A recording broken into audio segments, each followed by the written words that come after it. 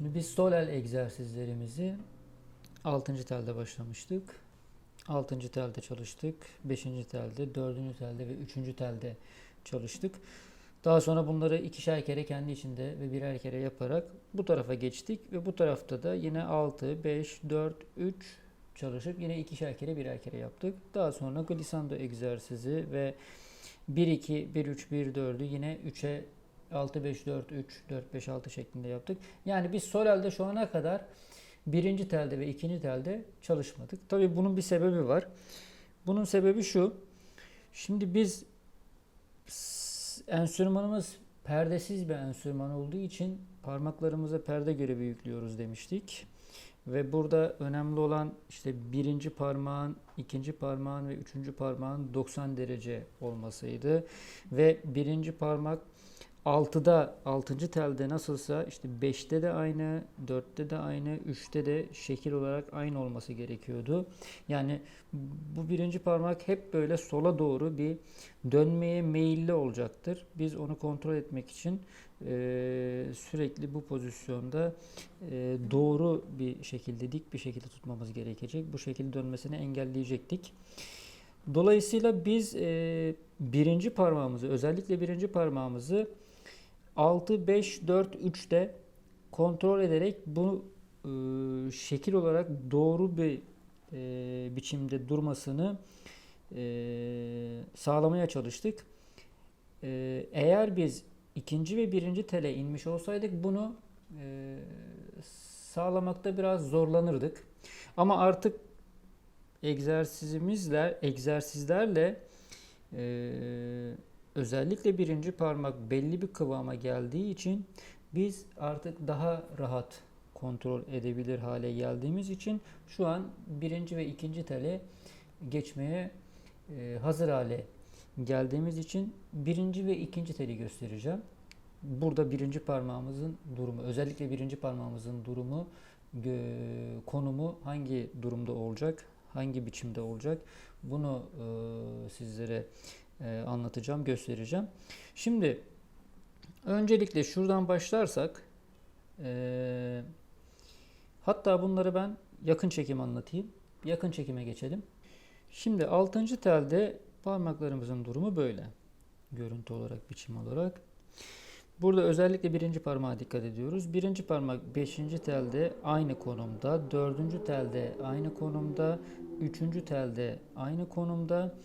İkinci tele geldiğinde birazcık şu şekilde döndürebiliriz. Çok hafif ama. Yani şöyle değil de birazcık böyle döndürebiliriz. Birinci tele geldiğinde de yine biraz daha dönerek şu şekilde konumlamamız gerekiyor. Ama şu yanlış. Bunu yapmayacağız. Bunu yaparsak bakın 3 ile 4'ün arası bozuldu.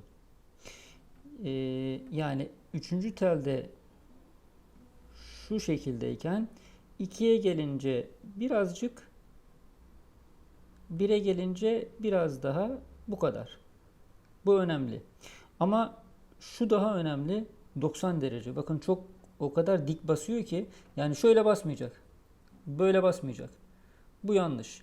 Bunu zaten bastığınız zaman bu taraf yukarı çıkmaya başlar. Yani elimiz şöyle durur. Şurası yukarı doğru. Ama biz dik basarsak bu şekilde durur. Dolayısıyla ikinci ve birinci tele indiğinde birinci parmağımız şu şekilde basmayacak. Şöyle basacak. 90 derece basacak. Ve 6'da böyleyken 5'te de aynı, 4'te de aynı, 3'te de aynı. 2'ye gelince hafif dönebilir.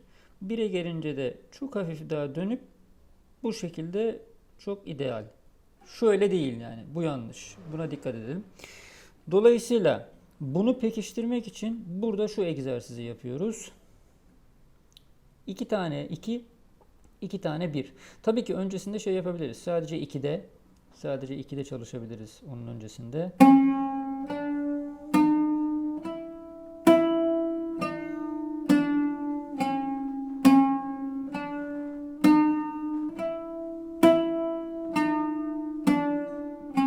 ...40 metronomda yine çalışıp alıştırabiliriz. Sonra sadece 1'de çalışabiliriz.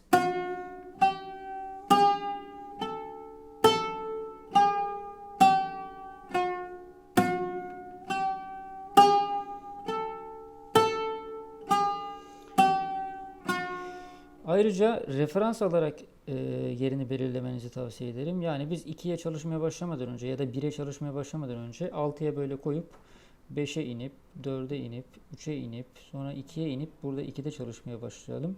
Sonra 1'e inip 1'de çalışmaya başlayalım. Tek başına çalıştıktan sonra 2 tane 2, 2 tane 1. Mantık aynı. 2 tane 2, 2 tane 1.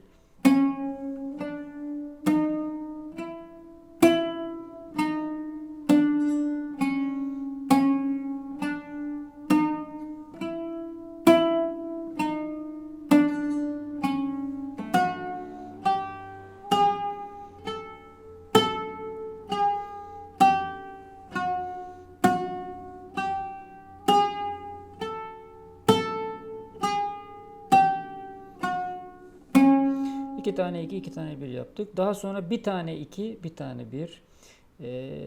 Bunu göstermeme gerek yok. Bütün kurallar geçerli. Bekleme sürelerine dikkat.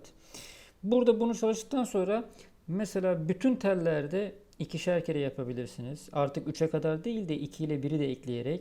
Sonra birer kere. Yani bir tane 6, bir tane 5, bir tane 4, bir tane 3, bir tane 2, bir tane 1. Sonra geri yukarı çıkarak bu çalışmayı yapabilirsiniz. Yine metronomla hızlandırarak kademe kademe. Sonra bu tarafa geçiyoruz. Bu tarafta da yine aynı mantık. Birinci parmağımız 3'teyken böyleyken 2'ye geldiğinde hafif böyle dönebilir. 1'e geldiğinde biraz daha dönüp bu kadar. Şu değil yani. Bu mümkün değil. Bakın aralıklar bozuldu. Saçma sapan bir hal aldı. Böyle dönerse çok zorlanırsınız. Bakın her şey bozuldu. Çünkü esas olan aralıklar. Dolayısıyla bizim 3. telde parmaklarımız şu şekildeyken 2'de böyle, 1'de de bu şekilde. Aynı şekilde burada da çalışıyoruz. Sadece 2'de tek başına çalışıyoruz.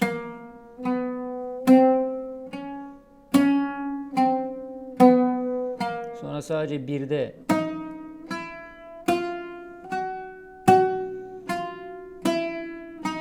Sonra 2 tane 2, 2 tane 1, 2 tane 2, 2 tane 1. Sonra birer kere aynı mantıkla. Bunu yaptıktan sonra şu egzersizi yapmıştık, çalışmıştık ya.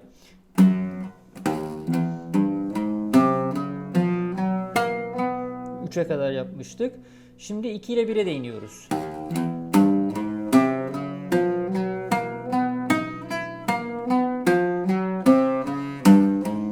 Burada şu mantığı düşünebilirsiniz. 6'da başlayınca 3'e kadar düz iniyor birinci parmak. 2'ye gelince biraz dönüyor. 1'e gelince biraz daha dönüyor. Sonra 2'ye gelince biraz düzeliyor. Sonra 3'te tekrar bu hale gelip çıkıyor yukarı. Yani şu hareket geliyor hafif dönüyor. Sonra tekrar düzeliyor gibi düşünebiliriz. Bunu 1-3, 1-4, 2-3, 2-4, 3-4'te yine birinci ve ikinci telleri ilave ederek çalışıyoruz. Hatta önce isterseniz 1 ve 2'yi çalışarak bunu pekiştirebilirsiniz.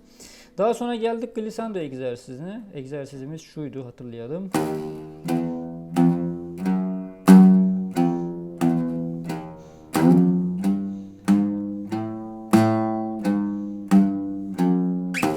Bunu da yine önce 2'de yapabiliriz.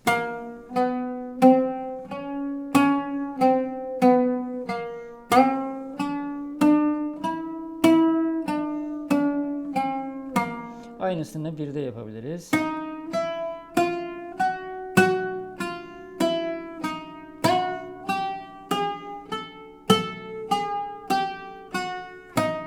Sonra hepsini birleştirebiliriz. Bir kere hızlı yapıyorum bütün teller. Siz tabii ki yavaş yavaş çalışacaksınız.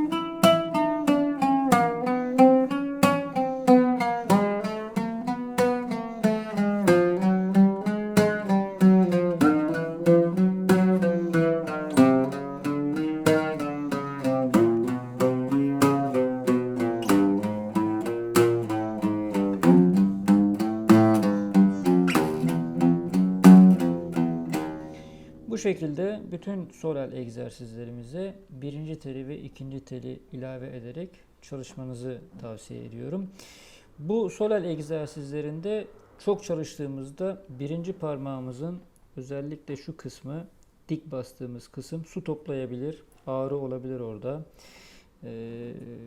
Çok rahatsız etmediği sürece devam etmenizi tavsiye ediyorum. Sorel'de belli bir aşamaya geldiniz şu an. Birinci seviyeyi bitirmiş bulunmaktasınız. Bu egzersizleri hakkıyla yaptığınız sürece, doğru yaptığınız sürece ikinci seviyeye gönül rahatlığıyla geçebilirsiniz. İkinci seviyede görüşmek ümidiyle sizlere UT hayatınızda, UT eğitiminizde başarılar diliyorum.